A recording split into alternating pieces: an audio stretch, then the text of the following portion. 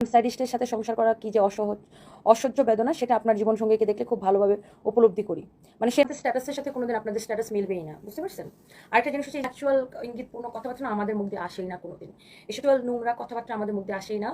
আর আমার লাইফ মানে আমি ব্যক্তিগতভাবে আমি একটু ওপেনলি বলি, আমি ব্যক্তিগতভাবে মনে করি জীবন মানে হাজব্যান্ড ওয়াইফের সম্পর্ক মানে শুধু সেক্স করা না। হ্যাঁ, হাজব্যান্ড ওয়াইফের সম্পর্ক মানে এই বিষয়টা আমাকে খুবই হার্ট করছে। কারণ আমি এই ছেলেটাকে একটা ভদ্রঘরের ছেলে মনে করতাম। জনপ্রিয় ব্র্যান্ড প্রমোটার বারিশে হোক, যেমন তেমন হোক, যেমনই হোক, আমি কিন্তু তার হাজব্যান্ডকে খুবই ভালো মানুষ মনে করেছিলাম ভদ্র একটা ছেলে। অ্যাটলিস্ট উনি যে মেয়েলি ব্যাপারে যেভাবে জড়ায় যাবে আর তার আসল চেহারাটা যে উনি প্রকাশ করবে, আসলে আমি নিজে অবাক হয়ে গেছি, আমি নিজে স্যাড হয়ে গেছি।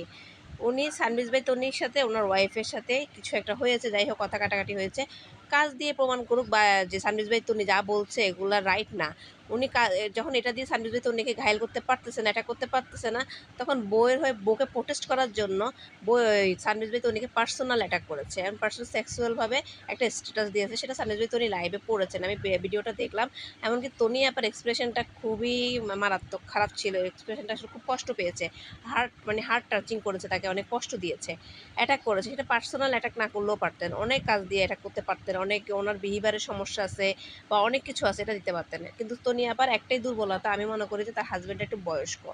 এই দুর্বলতাটা ছাড়া তনি আপার কোনো দুর্বলতা নাই। এই জন্য কেউ ঘায়েল করতে পারে না। কথায় কথায় সবাই বলে সুগার ড্যাডি বিয়ে করে, সুগার ড্যাডি বিয়ে করছে। সুগার ড্যাডি ছাড়া কিন্তু তনি আপার কোনো দুর্বলতা নাই। কিন্তু সীমান্ত ভাইয়া, আপনিও তো সুগার ড্যাডি বিয়ে করেছেন, সরি সুগার মাম্মি বিয়ে করেছেন। আপনার থেকে নাকি বারিশা হক বয়সে বেশি, বারিশা হকের টাকা পয়সা বেশি ছিল, বারিশা হক পপুলার হয়েছে, সেলিব্রিটি হয়েছে, তারপর আপনি বিয়ে করেছেন সেলিব্রিটি দেখে।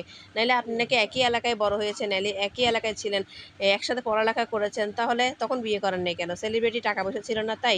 এখন টাকা পয়সা হয়েছে দেখে আপনি সেলিব্রিটি সুগার মাম্মিকে বিয়ে করেছেন। আপনি নিজের বেলায় দেখেন, আর নিজের মুখোশটা এইভাবে উন্মোচন না করলেও পারতেন। আপনাকে সবাই অনেক ভদ্র ভাবতো। আপনার এই স্ট্যাটাসে আপনার মুখোশটা এতটাই মানে নোংরাভাবে মানুষের কাছে উপস্থাপন হয়েছে, যা বলে বুঝাতে পারবো না। সবাই আপনাকেই ঘৃণা করতেছে। বারিশা হকের চাইতে দেখতেছি যে আপনি অনেক নোংরা।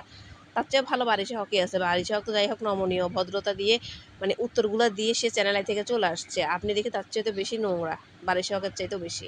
স্যান্ডউইচ ভাই তন্নি থেকেও আরও বেশি নোংরা। স্যান্ডউইচ ভাই তন্নির ব্যবহার খারাপ সবাই জানে, কিন্তু দেখলাম আপনি বারিশা হক এবং স্যান্ডউইচ ভাই তন্নি থেকেও খারাপ।